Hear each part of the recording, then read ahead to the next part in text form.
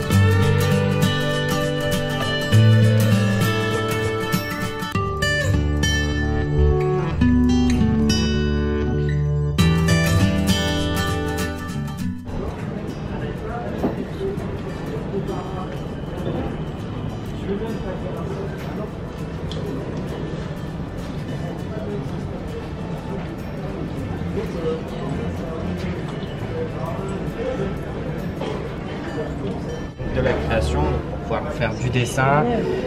Aussi, tu as par exemple un petit peu de montage. Par exemple, vous présentez un petit montage facile. Je vais vous présenter par exemple celui de la maman qui part en vacances, qui va faire du coup un joli petit montage pour présenter ça de sa famille. Les photos vont se stocker ici, mais vont apparaître également ici. Hop, mon citron. C'est pas lui. Ça c'est pour la 3D, c'est ça? C'est pour la 3D. Ouais, c'est ça. Hop, donc je vais prendre mes photos, je vais les faire glisser, je vais toutes les sélectionner, voilà. Je veux inclure des petits effets, donc par exemple un petit fond. C'est dingue. Et des petits papillons par exemple. Je vais prendre une petite photo, donc là c'est pour la capture 2D. En plus de ça, ça va être super rapide, vous allez voir. Les objets sont déjà stockés. En plus de ça, ils vont être détourés. Donc c'est-à-dire qu'ils vont être indépendants les uns des autres. Ah oui. Je vais retravailler dessus. Un coupé-collé. Voilà. Hop. Dingue.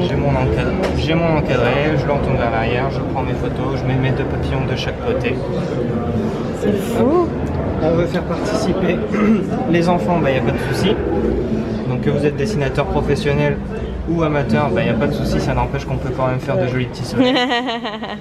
Ça c'est de notre niveau. C'est plus haut ce que je vais faire, voilà. Bah, moi j'ai commencé à ce niveau-là. Hein. Ah bah il faut bien commencer quelque part. Il faut bien commencer quelque part en effet. Et hop, et après, pour montrer que ça marche aussi bien avec les petits, utiliser leurs doigts. Bah oui, voilà, c'est ça. C'est sympa. Donc maintenant il ne reste plus qu'à marquer que c'était les vacances en 2015. Voilà, non, pas d'erreur non plus.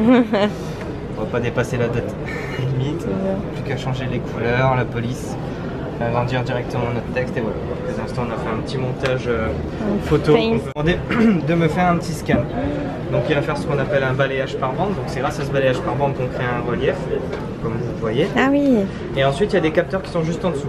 Donc les capteurs vont initier un point zéro. C'est grâce à ce point zéro qu'on calcule une hauteur, une longueur, une largeur d'objet. Oui. Donc du coup c'est grâce à ça qu'on va permettre d'avoir un objet en 3 dimensions, ce qu'on appelle littéralement un scan en relief. Et donc du coup pour pouvoir réutiliser sur des logiciels professionnels comme 3ds Max, Maya, Cinema 4D, donc on pourra faire aussi de l'impression 3D. Donc voici mon objet. Dingue. En plus le PC est assez puissant puisqu'on a une 3D générée qui est fluide. On peut y apporter des textures, de la couleur, en prendre photo et comme je vous l'ai dit, extraire le fichier.